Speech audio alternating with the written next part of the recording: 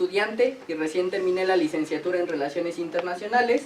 Y antes de comenzar, me gustaría agradecer al Programa de Cambio Climático de la UNAM por la organización de este foro y también a la DEGAPA por el apoyo otorgado al proyecto PAPIT IN 301415, el cual es coordinado por el doctor John Sachs Fernández, me ha permitido hacer la presente investigación. Bueno, la presentación que hoy yo vengo a mostrar tiene como título Retos y potencialidades de las energías limpias frente al cambio climático y sus efectos. ¿Cuál es el objetivo? ¿Cuál es la pregunta? Bueno. Está apagado.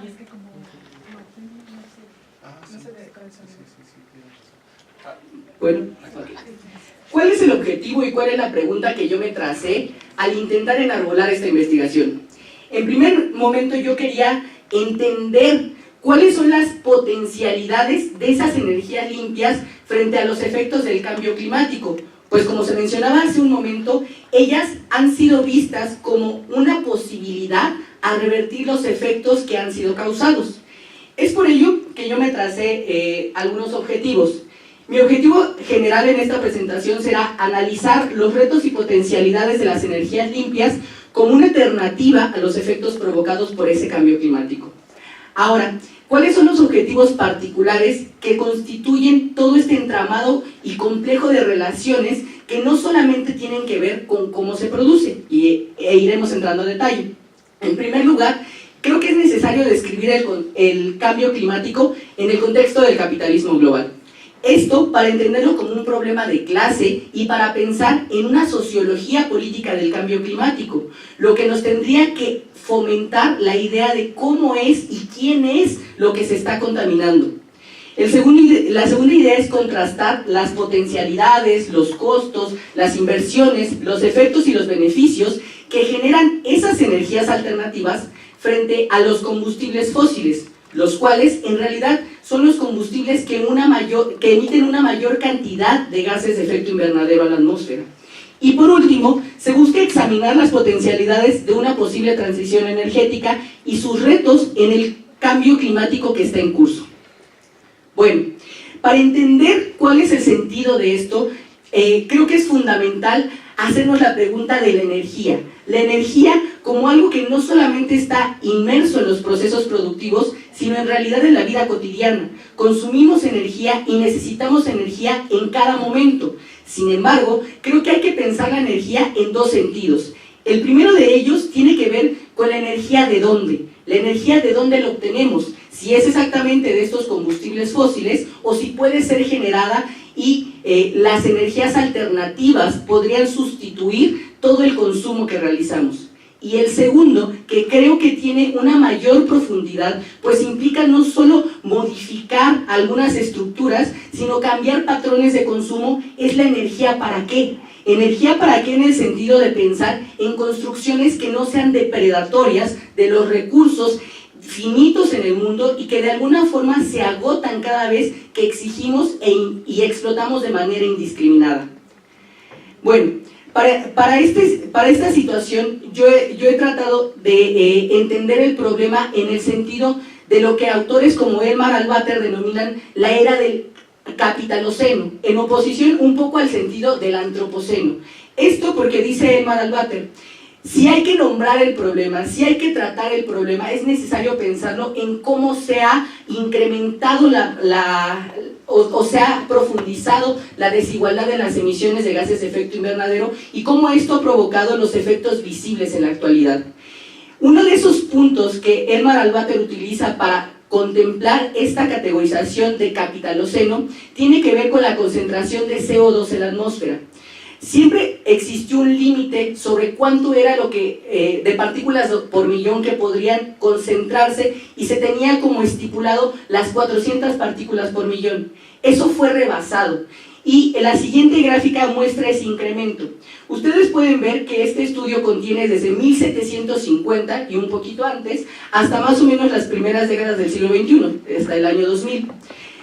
¿Qué es lo interesante de esta gráfica? En primer lugar, que muestra que si bien desde el inicio de la era industrial y la consolidación del capitalismo a nivel global ha existido un incremento de estas emisiones y de esta concentración de carbono, en realidad a partir de 1950 nosotros podemos observar un incremento exponencial de las mismas. Y la pregunta sería entonces, ¿qué es lo que ha provocado ello?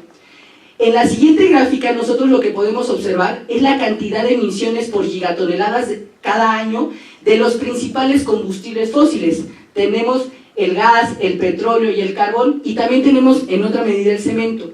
Ustedes pueden ver que a partir de 1950 el incremento en esa misma producción ha sido exponencial. Esto por los nuevos procesos productivos o por la demanda indiscriminada que a partir de esos años se fue dando en el mundo. Y ello tiene un impacto directo en lo que mencionaba sobre la concentración de CO2 en la atmósfera. Ahora bien, ¿quiénes son los principales responsables y quiénes son los principales emisores de esos gases de efecto invernadero? En un estudio se comprobó que en el año 2016 China por sí solo emitió el 29% total de los gases de efecto invernadero que fueron arrojados a la atmósfera. Sin embargo, en el mismo estudio James Hansen hace un recuento desde 1751 hasta 2016 por la cantidad de gases de efecto invernadero y determina que el país que más ha contribuido a ello son los Estados Unidos. Los Estados Unidos han emitido una cuarta parte de todos los gases que se han arrojado desde el inicio de esa era industrial. Y aquí es importante también hacer un matiz, pues aunque estos procesos productivos hoy indican que China es el principal emisor de gases de efecto invernadero y su propia industrialización está llevando a este colapso, es necesario pensarlo históricamente. En ese mismo estudio, la idea es pensar si en verdad estamos hablando de responsabilidades comunes o si más bien estamos tratando de un problema que tiene que ver con los principales centros de producción. En la siguiente gráfica, ustedes pueden ver que China e India, que han sido uno de los países que más han dicho que actualmente están emitiendo gases de efecto invernadero, se encuentran por debajo del promedio mundial. En contraste, países del centro capitalista como Estados Unidos, Alemania, Reino Unido, están muy por encima de él.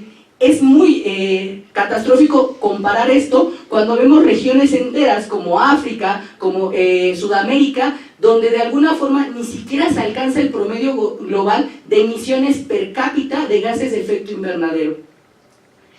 En el siguiente mapa ustedes pueden ver que también la situación tiene una desigualdad, pues no todo lo que se emite en un estado en realidad le representa beneficios a él. Las ganancias muchas veces están extrapoladas o extravertidas hacia otros centros. Podemos ver que en el caso de China, una gran cantidad de emisiones son arrojadas hacia afuera porque implica que esos procesos productivos no son benéficos solamente para él, sino para otras regiones del mundo. En contraste, los Estados Unidos reciben una mayor cantidad de gases de efecto invernadero porque sus procesos productivos no solamente ocurren al interior de sus fronteras, sino que muchas veces están afuera de ellas y ello implica que están contaminando no solo ahí, sino en todas partes del mundo.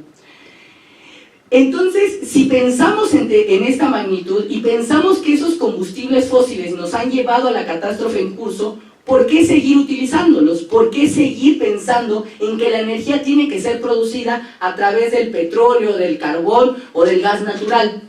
En primera instancia hay que destacar que existe una clase fósil que está íntimamente conectada con una élite gobernante a nivel global y que no solamente tienen influencia en los tomadores de decisiones, sino que en la actualidad son capaces de ocupar carteras. Pensemos en el secretario de Estado de los Estados Unidos, que antiguamente se desempeñó como CEO de ExxonMobil, hoy sentado en una secretaría que determina cómo se funcionaliza la política pública. La otra situación es que los combustibles fósiles, después de la Segunda Guerra Mundial, posibilitaron el ascenso hegemónico de los Estados Unidos. Un ascenso basado en la producción y extracción de petróleo y que posibilitó a la nación a constituirse como la única capaz de comandar el proceso capitalista en curso. También tenemos que hay un complejo petrolero automotriz, lo cual ha sido descrito por John Sachs Fernández y Giancarlo Maldonado, al mencionar que hay una imbricación entre los quienes producen y comercializan ese petróleo y quienes lo utilizan. Por ejemplo, empresas automotrices que impulsaron el vehículo de automotor como el medio de transporte masivo, y eso le representó ganancias estratosféricas económicamente. Y esto está estrechamente ligado a cómo funciona la economía estadounidense con un complejo industrial militar, el cual depende de una economía petrolizada y por eso busca mantener ese predominio basado en la extracción de ese recurso. Es importante destacar que el mayor consumidor de petróleo de los Estados Unidos es el propio Departamento de Defensa. Él consume el 51% del total de petróleo disponible de los Estados Unidos. Y, por último, hay que destacar los enormes subsidios que este tipo de energía reciben a nivel mundial. Según fuentes de la Agencia Internacional de Energía, en el 2014 los subsidios ascendieron a 234,000 millones de dólares. En el año 2015, el Banco Mundial estipuló que esos subsidios representaban el 6.5% del Producto Interno Mundial, del PIB mundial. Y eso equivale a decir que cada minuto los combustibles fósiles están recibiendo un subsidio por 10 millones de dólares.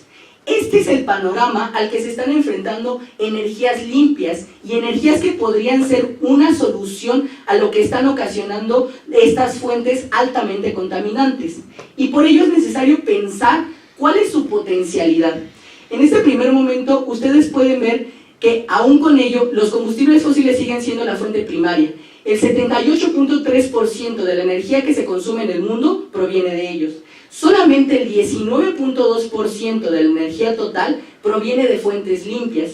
Y hay que hacer un pequeño matiz sobre la energía nuclear, que como ya se mencionaba, en realidad es catalogada como una energía limpia, pero tiene algunas implicaciones, no solo en la situación de los desechos que genera o las posibles catástrofes que podría ocasionar su uso, sino también porque estamos hablando que está ligada a cuestiones como armamentismo y que es muy preocupante para algunos estados.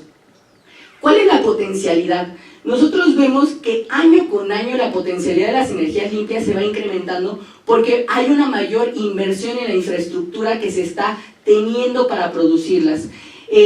Nosotros podemos observar que el país con una mayor cantidad de producción de energía proveniente de fuentes limpias es China, con 199 gigavatios por año. Eso implica que China está invirtiendo mucho más dinero que otros estados, inclusive los Estados Unidos, en esta generación de energías limpias, buscando alimentar no solo a su industria, sino a procesos como el transporte de carga y de pasajeros, o inclusive actividades cotidianas a través de fuentes que no estén contaminando tanto, lo que ha llevado al colapso en curso.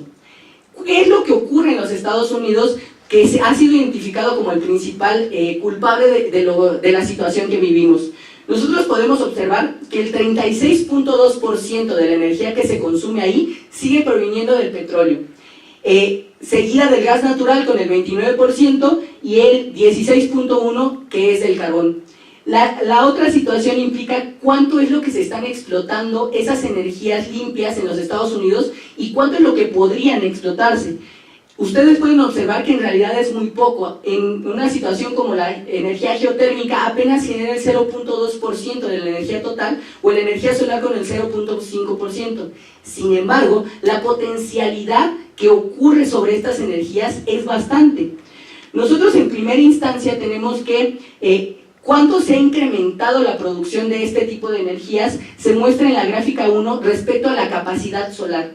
Desde 2000, donde se producía apenas 1.42 gigatoneladas de energía, hasta 2015, donde se produce 257 gigatoneladas de energía, el incremento ha sido de casi 100 veces. Esto quiere decir que se ha pugnado porque estas energías puedan producir mucha más energía que se consume al interior. En contraste, nosotros podemos pensar que las reservas de petróleo mundial se están agotando. La siguiente gráfica, la gráfica número 2, que muestra una campana de Gauss, lo que intenta determinar es que a partir de los años 2000, donde hubo un pico de producción de este combustible fósil, ha ocurrido un descenso, un detrimento, porque es necesario hacer hincapié que es un recurso finito y que inminentemente se va a agotar. Es por ello que la concentración y el aseguramiento de las reservas estratégicas resulta tan fundamental para algunos estados, en particular como los Estados Unidos. Otra situación son la generación de empleos. En la generación de empleos podemos tener que las energías limpias tuvieron 6.7 millones de personas empleadas en 2015 y en ese mismo año incrementaron un 6% su plantilla laboral. En cambio, la industria fósil la contrajo en un 18%. Esto generó que por primera vez en toda la historia, en ese año, la industria solar empleó a 209,000 personas frente a los 187,000 puestos de trabajo generados por la industria fósil. Es decir, empleaba más personas y con ello propiciaba un mayor efecto económico. ¿Cuál es el costo de generación? En esta situación es importante destacar que no solo el consumo, sino la producción de esas energías sería mucho más barato. Tenemos que producir la energía eólica o solar costaría 1 centavo o 7 centavos de dólar. En cambio, el carbón o el petróleo, aunque rondan los 31 centavos o los 10 centavos, es necesario sumar las externalidades negativas como las enfermedades causadas por la contaminación del aire, los propios impuestos que implica tener que hacer más carreteras en un propio estado, para que entonces pensemos que este costo se incrementa sustancialmente conforme ocurren estos procesos. En un ejercicio de cuánto costaría una transición energética en los Estados Unidos, y tomando como referencia el último censo de 2010, en Estados Unidos hay 116 millones de hogares, 116.700.000 hogares en los Estados Unidos. Según la Autoridad Solar, el costo promedio de un sistema de energía alimentado por el sol costaría $18,000. Si lo multiplicamos, esto nos da un total de $2.100.600.000.000. Aunque la cifra parece estratosférica, que sería por cambiar y hacer que todos los hogares tuvieran un sistema de estos, cuando la comparamos con el costo que tuvo la guerra en Irak, que fue de 1.7 billones, más los incrementos que podrían llegar hasta los 6 billones de dólares en las próximas 4 décadas, lo que podemos percibir es que en realidad sería mucho más barato hacer una transición que seguir anclados en la producción de combustibles fósiles. Entonces, ¿cuáles son las posibilidades y los beneficios de las energías limpias? En primer lugar, tenemos el desarrollo de nuevas tecnologías que se pueden emplear en medios de transporte, tanto de carga como de pasajeros. La no dependencia de los recursos como el petróleo y el gas, que son finitos. La baja en los costos de producción, circulación y consumo de la energía, que al final sería un beneficio para el último consumidor. La destrucción de los monopolios de las energías fósiles, lo cual es un ataque directo contra esa clase fósil. Y por último, y más importante, la mitigación y reducción de los gases de efecto invernadero. ¿Cuáles son algunas de las conclusiones? Que por supuesto están abiertas a cualquier situación, es que las energías limpias se han convertido en un terreno fértil de inversión pública y privada, y con ello se amenaza el monopolio de las energías fósiles y ponen en predicamento la construcción de la hegemonía. Es por ello que la respuesta de la clase fósil, de esa clase que está anclada a ese tipo de combustibles, ha sido muy agresiva, inclusive proponiendo cuestiones de destrucción creativa como el fracking, el cual intenta complementar la producción que se pierde año con año, pero que es altamente perjudicial para el medio ambiente por la cantidad de gases que arroja la atmósfera. La transición energética en este sentido es urgente y necesita ser llevada a cabo para mitigar los efectos del cambio climático en curso. Y por último, respecto a la idea de energía para qué, es necesario pensar en nuevas construcciones no capitalistas de relación con el planeta, que no exploten los recursos indiscriminadamente y que piensen en que las sociedades de alto consumo no son posibles, pues en realidad nos enfrentamos a un problema mucho más complejo, donde no solamente las energías tienen que ser el primer escalón, sino el cambio en los patrones de consumo y de relación social. Gracias.